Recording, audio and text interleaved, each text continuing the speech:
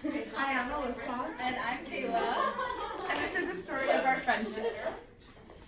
So, pretty much, we enrolled in school, and honestly, for the first probably like 3 days, we didn't say much to each other.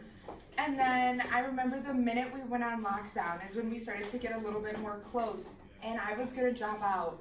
And she texted me, and she was like, "You cannot, like, you're gonna finish this with me."